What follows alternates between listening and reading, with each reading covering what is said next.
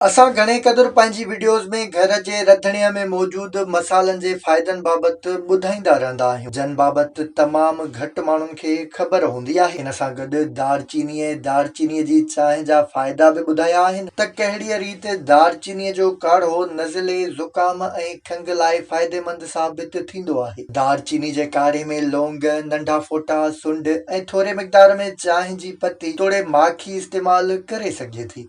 पर छा तव्हांखे ख़बर आहे त दालचीनी ऐं केलो गॾाए बि इस्तेमालु करे सघजनि था ऐं उन्हनि जा फ़ाइदा कहिड़ा आहिनि? थोरे मिक़दार में दालचीनीअ जो पाउडर ऐं हिकु केलो गॾाए खाइजे त इहो सिहत लाइ फ़ाइदेमंद नुस्ख़ो आहे। उहे माण्हू जिन खे राति जो निंड न अचण जो मसइलो हुजे, दालचीनी ऐं केलो या इन्हनि ॿिन्हीअ जो काढ़ो अहिड़े माण्हुनि लाइ इंतिहाई फ़ाइदेमंद साबित थींदो आहे। दालचीनी ऐं केले जो इस्तेमालु अखियुनि जे हेठां कारनि दागनि मां फौरी तौर ते छुटकारो ॾियारे थो।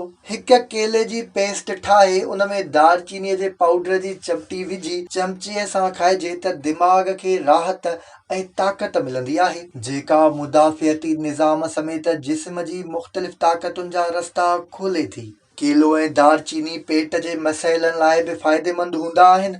इन सां खाधो तकिड़े हज़म थिए थो ऐं वधियल पेट जल्दी घटिजे थो। इन सां गॾु दालचीनीअ जे पाउडर खे माखीअ में मिलाए 7 ॾींहं खाइजे त गले जी सोज, ख़ारस, खंघि, नज़ले, ज़ुकाम, नक बंदि थियण समेत पेट जा मसइला हल थी वेंदा। दालचीनीअ जो तेल बि ॾंदनि ऐं मथे जे सूर लाइ बहितरीन हूंदो आहे। दालचीनी ब्लड प्रेशर, शुगर ऐं दिलि जी बीमारियुनि समेत इंसुलिन ऐं कोलेस्ट्रोल जी सतह खे बरक़रार रखण में बि वॾी मददगार हूंदी आहे।